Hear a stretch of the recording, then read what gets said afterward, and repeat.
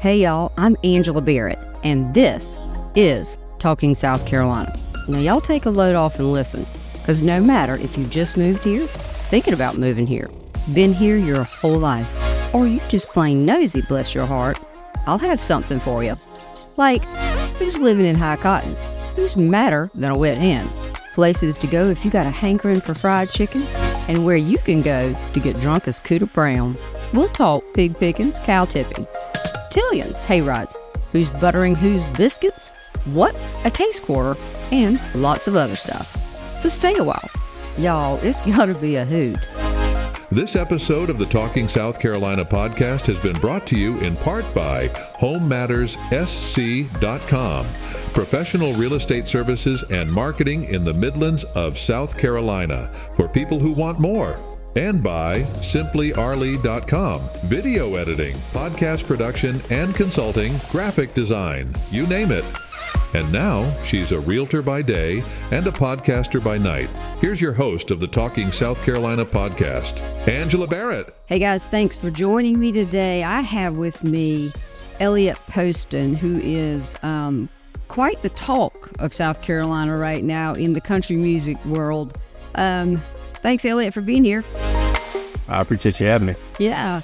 So, you've caused quite the stir here lately with your new single, The Country Way. Even we're nominated for an award, right? Yeah. I released it back in February, and immediately it was heard by a group of individuals who wanted to put it in rotation on their radio station as part of a monthly listenership competition. Yeah. So me and three others were part of a competition for the Artist of the Month for the Carolina Country Music Awards, and almost won. Came close. Yeah. But, well, hey, it's just great to get nominated. So now, how long have you been playing country music? July will be a year. And so you'd never even played at all before? I mean, other than strumming at home? I only played and sang in church. Uh-huh. It wasn't until last July that I started playing out. First show I had was Broad and Vine right here in Camden, and buddy of mine also got me hooked up with Steeplechase, and from there, just kind of grown. Now, what did you do with quickly. Steeplechase? I play music. Gotcha. Yeah. So when it all started, my wife and I was actually eating at a local establishment and heard a guy playing. We were sitting there just kind of enjoying ourselves, and I looked at her and said, "No, I could do this. Maybe make a little extra money on the side." And she was like, "Yeah, if you want to take like 1 or 2 shows a month, that's fine. We can make that happen." Well, it's just one of those things. I had my first show, and word got around. Had a lot of people come out for my debut. A lot of friends, Right. who were excited for me, and word just got around that, hey, you can book this guy, book him, type of thing. And I've been blessed. What was supposed to be 1 to 2 shows a month has gone to 1 or 2 shows a weekend. well, I'm closer to 3 or 4 shows a week now. This past month was slow because of my work schedule for my corporate job, but Right. I'm normally hitting about 3 to 4 shows a week. There's one stat here coming up that I'm 6 shows in a row. Wow. So, Wow. So now, again, you just released, and that was your very first single ever released, right? Yeah. Congratulations. Thank And what made you? I've listened to the song. It's a great song, and so true. Yes, ma'am, and no, ma'am, and you give up your seat for the elderly. I like it.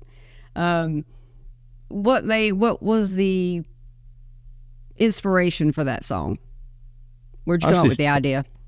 I think there's a couple factors. One, I think for the first thing I wanted to do, I really wanted to pay homage and everything to the way I was raised. I can tell my parents I love them, talk about how great they are. And I can talk about my grandparents and my memories from them, but kind of putting it in a song just makes it kind of last forever. Yeah. I grew up in a small town called Pamplico in South Carolina. Yes, you did. And, I remember the house on the front of the cover art is actually my grandma's old house. So it just meant a lot to me. It meant a lot to my family, my extended family. Just the project all together, and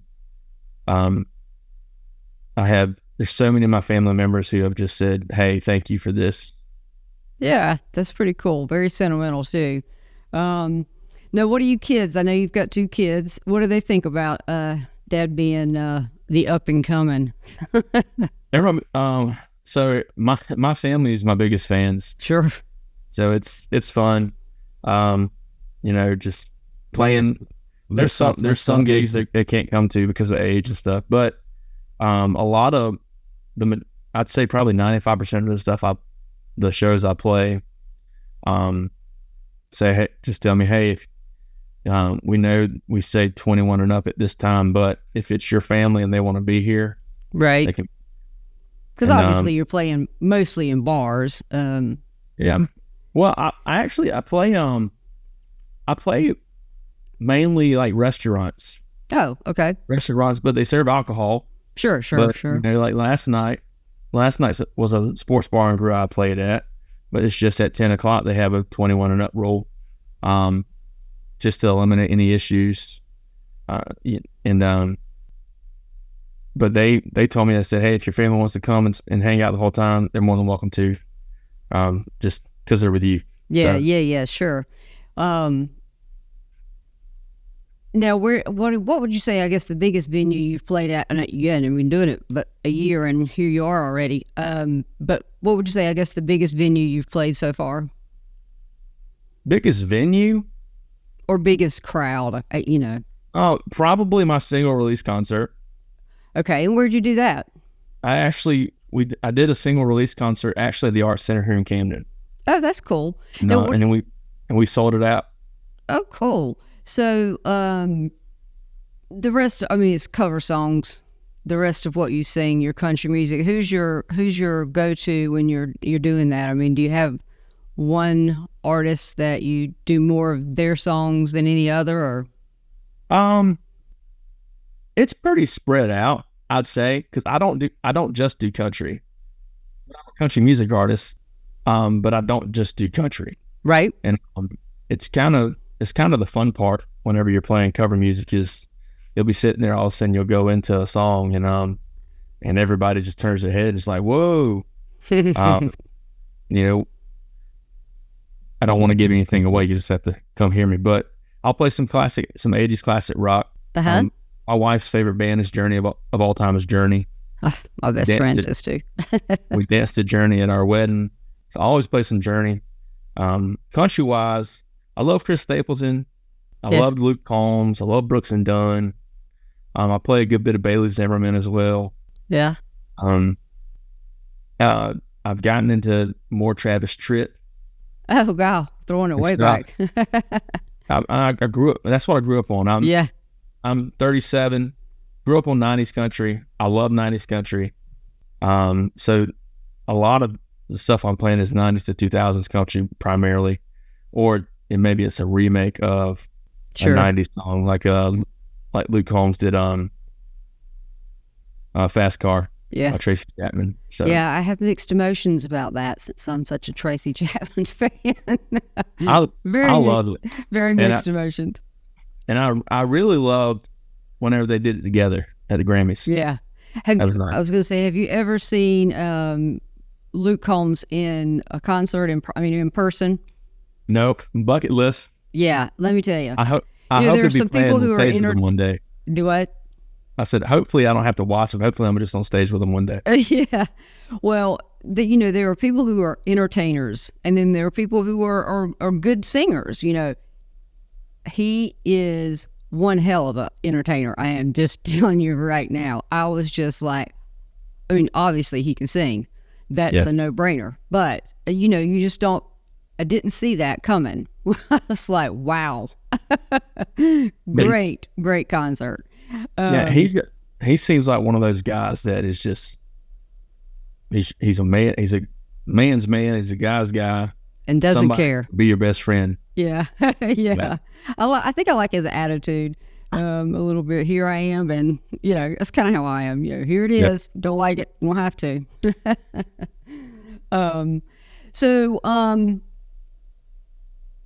Right now, I guess people are calling you, or you're still kind of reaching out. I mean, I guess right now probably most of them are calling you to come and play. No, the grind is the grind. Yeah. I don't want to. In order to grow your footprint, you have to get into new areas. So sure. I'm pretty regular at some places, and the majority of places when I play there, they'll say, "Hey, let's go ahead and get you on for a couple more minutes." Yeah, and I'm blessed for that. Some venues are harder to work with than others, and it's just one of those things that I may love to play somewhere, but if you miss out, you miss out. Right. Yeah. But there's also, you also get to the point where you're so booked that you have to figure out what to do next. Right. So, places where I may play once a month or every other month or every third month, I may have to say, hey, we need to update the schedule, and I can only do once every 4 months or right like that. So what's next? Where are you going from here? You got a new one coming out? I do. Actually, I got a couple coming out, so I'm going to be releasing them periodically. So I'm in the studio July 10th through 12th. And if everything goes well, the first song I'm releasing will be released at the end of July or mid-August. Nice. It's called "You Can't Spell Bush Without USC." Okay, tell me the story behind that name. All right, so I was hoping you'd ask.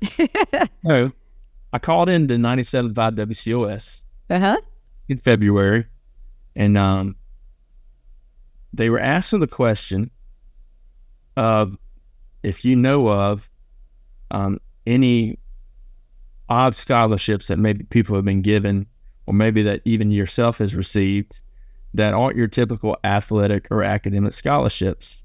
And the premise behind that question was Winthrop was their first school in the nation to provide 2 full ride scholarships to individuals for cornhole. Okay. So these 2 gentlemen from Colorado were national champions out of high school playing cornhole. Winthrop saw the opportunity. Hey, we could sponsor them in a sense. Sure. They wear our uniforms. They get a full ride education. And because it's a non-NCAA sanctioned event, any prize money won they get to keep. Nice. We're getting seen all over national television. They're getting to keep their winnings. And so I called in and was speaking to them and everything, and told them who I was and that I'd actually received a scholarship for singing when I was in college. Is it? And they asked if I still sang, and of course, naturally, I plugged myself in. Yeah, I'm a country music artist. Yeah, country music artist, Elliot Poston, blah blah blah. And I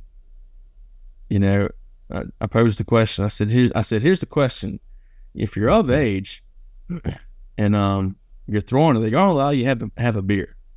Because I've never seen people play cornhole without having a beer in their hand. And Jonathan Rush mentioned, he said, can you imagine if USC got a cornhole team and was sponsored by somebody? They'd be sponsored by Miller High Life or Bud Light or Budweiser. I said, no. If USC was to ever get sponsored by anyone, it had to be Bush, because you can't spell Bush without USC. You can't spell Bush without a USC. It's the drink of choice out here in good old Gamecock country. A sandstorms are coming when that rooster crows with a cups held high. Everybody knows you can't spell Bush without USC. And That's true. and he and Kelly Nash got a kick out of that, and he said, you should write a song about that. So I went home and I wrote a song about that day. That's pretty cool. I like it. I like it. That is an interesting, one, cornhole story and something for the trivia books. But yeah, I like where that came from. That's funny too. You'll have to make sure that's somewhere on the cover of the single when it comes out. Yeah, so I actually have I have a really nice graphic already for it. So I've been posting about it, trying to get some interest drummed up. That's the meaning on Facebook that I saw with the beer can and the USC. Okay, now that makes sense. That's it. So where do you record? Where is the studio? So I use a guy by the name of Kenny McWilliams out of Columbia, South Carolina. He's at Archer Avenue Studios. He's amazing. He's the one who he produced my first album, or not album, single. And I've had other people after hearing it who've reached out and said, "Hey, I'd love to record you," blah blah blah. And I'm like, you know what? I appreciate it, but Kenny's my guy. Yeah. Now I come from a place where you say sir and ma'am. You look a man in his eye when you shake his hand. When the elders walk in with no place to sit, you give up your chair and you don't pitch a fit. A little southern charm and a lot of hard work. Pray every night and everything, put God first. Be grateful for what you have and always give thanks. Give grace, show mercy, have faith. That's the country way. Yeah. He was able to take my vision and just run with it. I'm not the best at always explaining what I want, but I know that feeling. But he has a knack and the ability to just piece stuff together, and I couldn't be happier with the way it turned out. And it's just very, very great guy, honest, easy to work with, and it's one of those things that for me it's a no-brainer. Hey, I appreciate you reaching out, but I got my guy. Yeah. Well, you'll probably get a lot more of that too. Well, as time goes by. And even being, I don't want money from you. Okay, great, but no. You're right. True. Because even though I'm only a year into this, I'm 37. I have been around for a while. I was born at night. I wasn't necessarily born last night. Yeah, I like to say I didn't fall off the turnip truck yesterday. Yeah, that's my. Yeah, I get it. So going back to kind of when you started, when did you first start playing an instrument of any kind, and how did you learn? So I taught myself. There's a lot of that. I actually started singing first.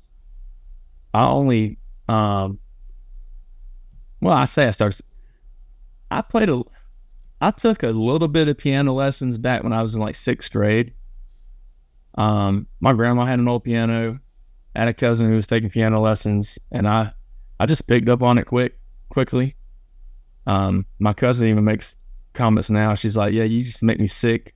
I'd be in there practicing piano, playing piano, struggling. You just come in and just start playing everything." And, so I guess I just kind of picked up on it. But I played for like 6 months, took lessons for like 6 months and quit. But I finally sang when I was like 15, and I sang for the first time in church for a youth Sunday.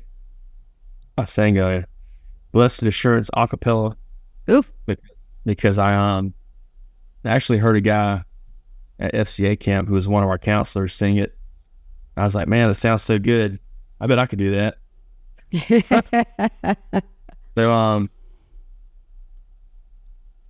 So I did it, and a couple years later, I was going off to college, and I said, you know what?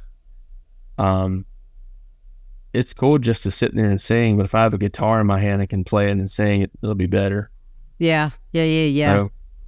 So I actually borrowed my aunt's guitar for a little while to learn how to play before I finally got my own.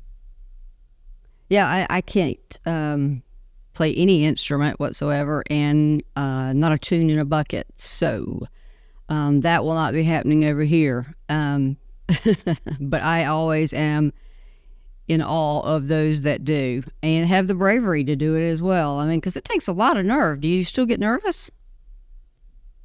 I'm not necessarily nervous. Not to where it's like crippling or can't do anything. Sure. You know, I get a little antsy or anxious, just ready, maybe amped up. Yeah. Just ready to start. But like now, I was probably most nervous at my single release concert. Well, yeah, it was just you. Well, I had a band behind me, I had a band with me. We had an hour set. You know, I play 3-hour sets now, and That's a long time. And it's just me. I play 3 hours and just me, but no band. Right. I don't really get nervous for that, but I think a lot of it is because, you know, I'm getting there an hour early. It's taking me 30 minutes to set up, and by the time I'm set up, I get set up, finally get me something to drink, or just use the restroom, or tidy up whatever I need to tidy up while I'm up there, or wherever I'm playing. I think that's because my mind doesn't have a chance to really slow down, kind of in the zone. Where with my single release concert, we got set up. We had a couple hours to talk, chill, whatever. So it was just one of those things that it was just one of those big moments. Yeah, for me sure. in my life, you know. So we sold out the place. You know, it holds like close to a little over 200 people. And we sold it out, and that's fantastic. Yeah. So. Well, I am excited for where you're headed, and I know it'll be big things. I'm going to go ahead and try to get my autograph now before you get too big for your britches there. And best of luck to you, and you have a beautiful family, and please tell them I said hello, because I've looked at all their pictures on your Facebook page. I did Facebook snoop, obviously. And what a beautiful family, but looking forward to see where you go. I appreciate it. Absolutely. Yep. Be sure to check out Can't Spell Bush Without USC. That's right. End of July, mid-August. Then you can check out Better Than I Deserve in the fall, and then you can check out The Back Roads. Ooh, that one sounds interesting too. Well, great. Thank you so much. Thank you. Thank you for listening to this episode of Talking South Carolina podcast. If you want to find more on Elliot Poston, that's Elliot with one T, go to elliottposton.com. On social, go to @the_Elliot_Poston. And remember, that's Elliot, spelled with one T. Why not check out our website at talkingsouthcarolina.com and follow us on social media. You can subscribe to the show on Spotify, YouTube Music, Apple Podcasts, Amazon Music, iHeartRadio, and on your favorite podcast apps. For information about being a sponsor on the show and on the website, contact us at area code 803-386-9885 or email us at angela@talkingsouthcarolina.com. This episode has been brought to you by the friendly folks at Giraffe Marketing. Find out more at giraffemarketingllc.com. I'm gonna be the best version of me. Float like a butterfly, sting like a bee, roar like a lion, and I